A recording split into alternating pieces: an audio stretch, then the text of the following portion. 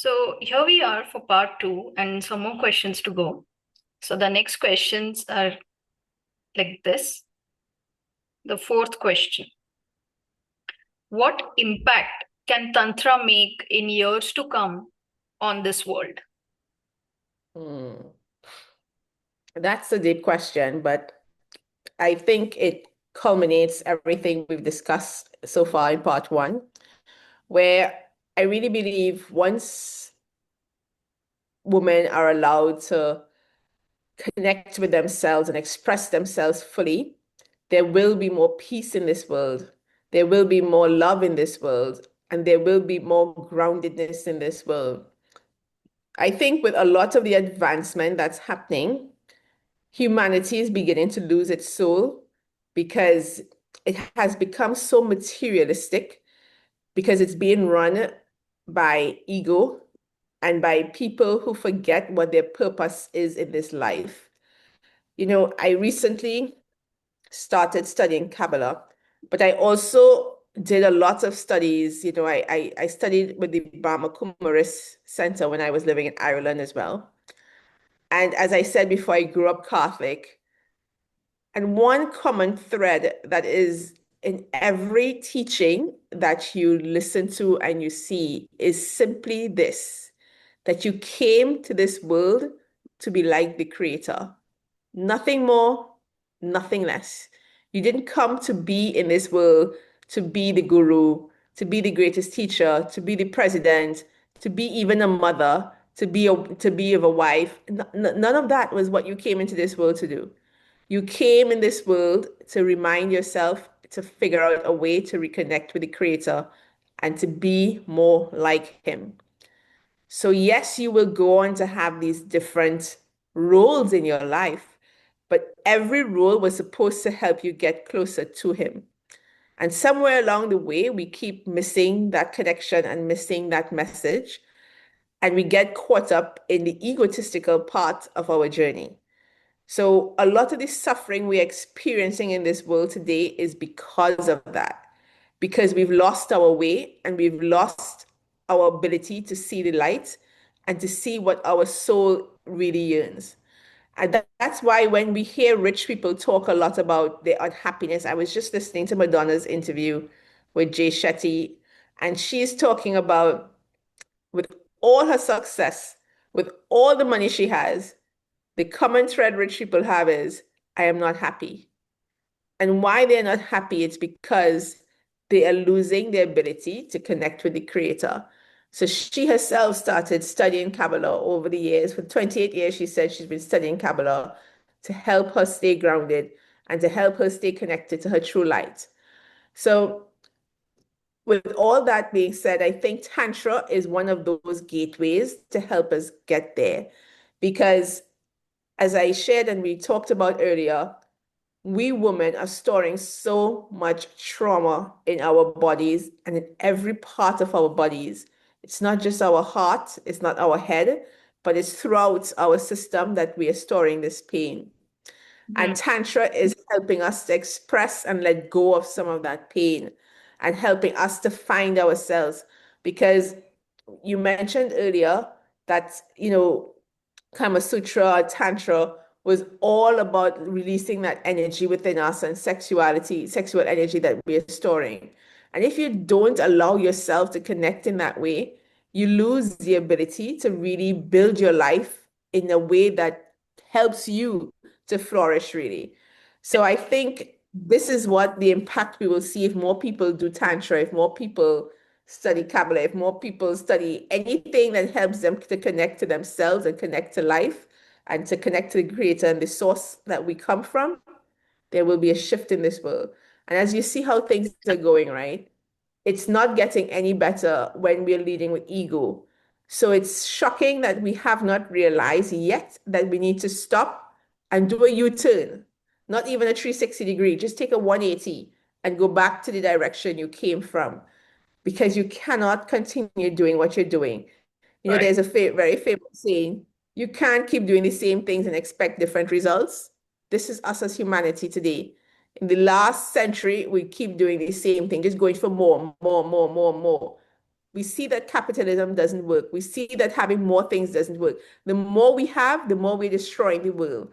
The more we have, the more ego that's coming. The more we have, the less love we have. The more we have, we hate our brothers and sisters even more. We're willing to kill them no matter what. We don't see humanity anymore. So much of So we have flawed thinking, right? Like the way we have been thinking is absolutely flawed. Yes, yes, yes. So Tantra is one of those gateways. We have to allow ourselves and allow our sisters and our mothers and our wives to connect to that energy again, to come back to where our source and our base is, because we are not allowing ourselves to really be if we don't do that. And with Tantra, I felt we can harness more of our creative energy. Like, let's use our sexual life force for building queendoms. Why not? We have just Exactly. known our sexual energy very little. Why not use these practices to really um, birth beautiful art, beautiful culture? I mean, you can do a lot with just sexual energy, excellence in your work. So much can be done with that. It's not only about producing babies. So we women have to start looking at it in that way. Exactly. Because there's one teaching that teaches you as well that you ever realize if you had good sex, you suddenly get inspired. Like the next day, you just want to conquer the world. Like you literally want your, as you said, your creativity opens up. Your willingness to go for it opens up. Because the portal that sex opens up for you as an individual is that level of creativity because you're suddenly more connected as well. Okay. So again, I'm not saying to everybody just go have sex and get creative. That's not the point. The point is connecting with yourself first is the most Yes. important thing. But that Yes. sexual energy is part of yourself, right? And even in that moment, I was just envisioning and contemplating on this. We women, if it's a sexual experience, we don't allow ourselves to receive. We feel like we have to do something. Why not just receive experience that is coming in? And Yes, about sex, again, I must tell you, in tier two cities, I think the awareness is low, or people just don't want to talk about these subjects. I intend to strike these conversations because women must start desiring and demanding what they want from their partners sexually. exactly, exactly. That's what is needed. That's exactly what is needed, but it can't happen if we don't do it for ourselves first. So this is the whole point of getting into Tantra. It's all about you, not about anyone else. Yeah, and it takes a certain level of courage to. I have felt it. Like I felt it. Tantra will definitely make you bold, wild, and strong. But Hmm. the first step is courage to step into this experience. You are so right. So, okay, let's go for our next question Hmm. and some observations around what we women do when it comes to our sensuality. Yeah, so the fifth ask is your message to all ladies who want to step into Tantra world. Hmm.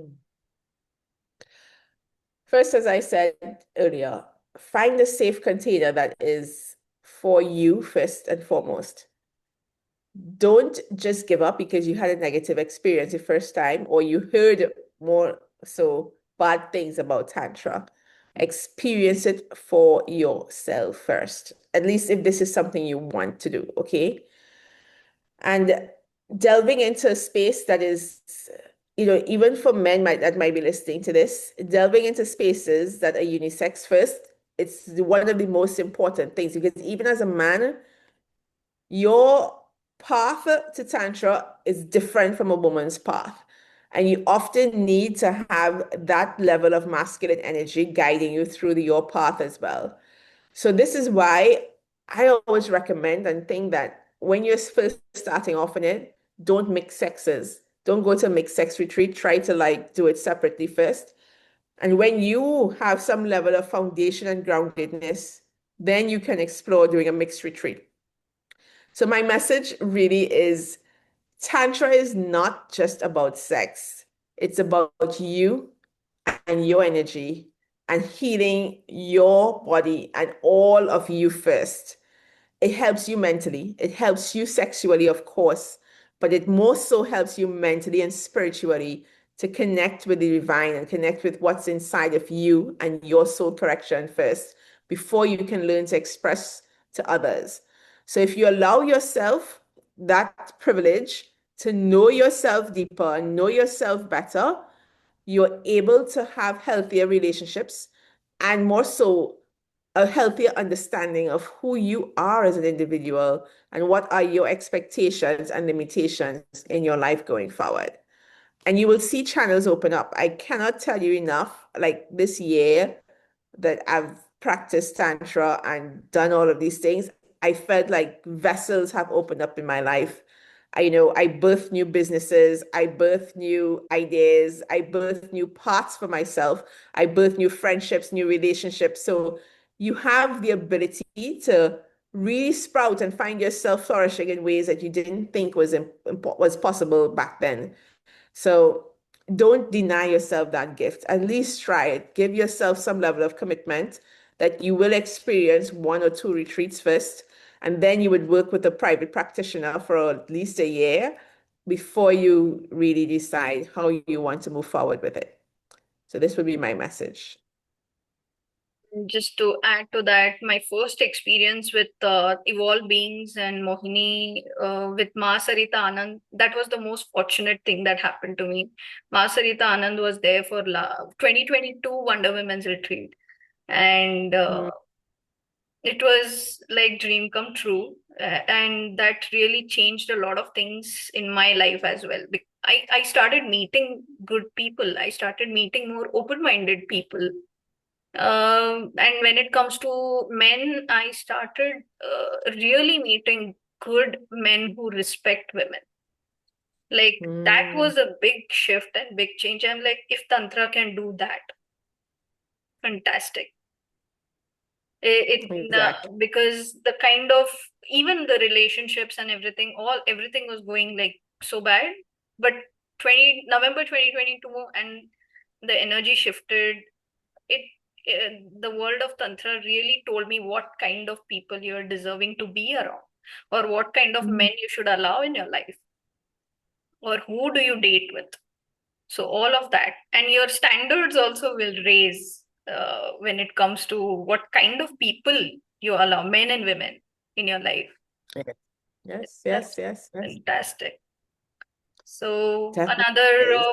ask is, let's share our mystic bath experience. Which one? The mystic bath experience, the milk and Wow. rose, and Yes, yes. the seven. Oh, Yeah, tell yes, me. yes.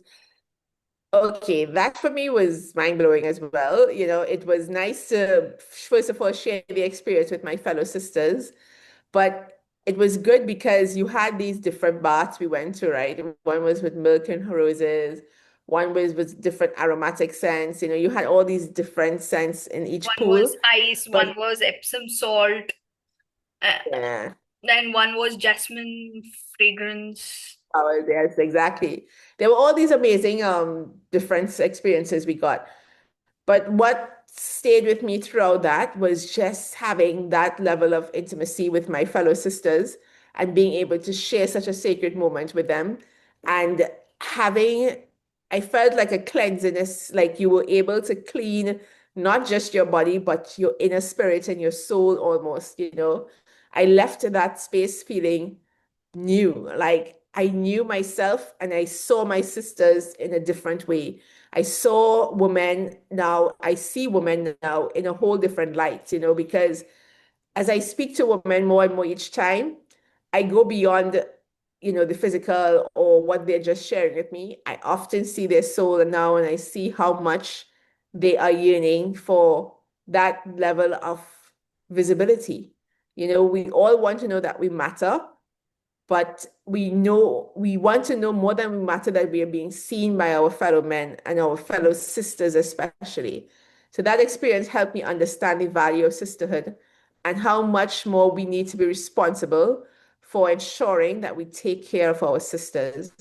Because as we shared throughout this whole discussion today, it's difficult to depend on men to be there for us, but we have the opportunity and now more so the responsibility to be there for each other as women. And we cannot spend time tearing each other down or mistreating each other anymore. We have to find a way to rise above that each and every time and help our sisters go up to the next level and up to the next level. We can no longer just be, it's all about me, what I want, and I don't want my sister to do better than me. Our time for that has passed, and we will only be healed as a sex if we understand our responsibility towards each other. So, this was my experience from having that bath experience. This is what I left with. And this It is also a built message. it also built trust in all, like trust being around women, right? I felt Exactly. it. Exactly. You left that feeling differently after, for sure. Yeah. So, definitely recommended. Go to a bath experience with your girlfriends. Cool. Yeah, okay. Another topic that's coming up for me, sometimes it's very spontaneous, so I'm just asking. What observations have you seen in Western women and Eastern Asian Eastern women when it comes to expressing their sensual power and their sensuality? Not the sexual aspect, not the sexuality, but sensuality is more of that essence which is there in women. I think I lived in such a dichotomic world right now because I'm always in between the Western, like being in Israel, it's the perfect juxtaposition between the Western world and the Eastern world. Because Israel is a free country, more or less, but it's also a country that is deeply rooted in their traditions and how they wish to carry themselves sometimes. So, in my travels, in my experiences with my girlfriends and other women that I've come across, I see very much that the Western woman is liberated because the laws support her liberation to some extent, but she's not necessarily liberated within.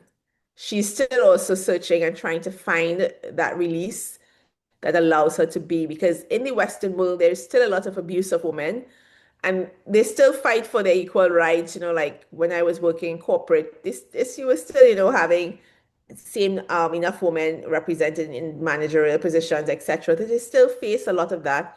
And they still face, as you said about your sensuality, yes, they can dress more what they want or be who they want, but they're still trying to find identity in that space. They have not yet been coached or guided by their foremothers to help them understand what they need to do and how they need to express themselves.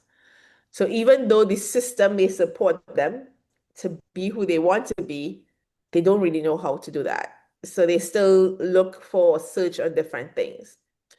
With the Asian woman and the Eastern woman, I find they even lack the support. They don't have the laws that allow them to be who they want.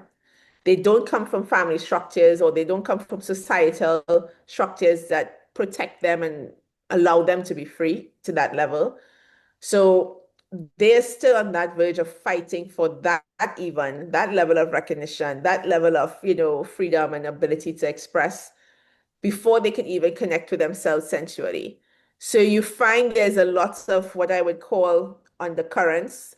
So like when I spend time in Goa, Goa feels like the city of mystery in India. It's the one place you see Indian women come and they feel free. They can be who they want, they can do what they want, and there's no judgment. But the minute you step out of Goa, you feel again that patriarchalness. When I went to Varanasi and Mumbai or even like Delhi, you still feel that pressure of the woman having to act a certain way and be a certain way and not be too much, not be too loud, not to be too sexy, not to be this, not to be that. So there's this, kind of hidden imbalance going on where there's a nice little getaway in Goa. Come there, be who you are for 5 days, but go back to your life and get back into your systematic way of living. Yeah. So that's the biggest difference. I think we still have a lot of work to do for both Western and Eastern women. suggest feel free and be supported by the laws and the systems. But again, that happens when there's more of the right people in power and the right people in places to make that decisions for us. So hopefully we're getting there. Yes, and I have to be vulnerable here.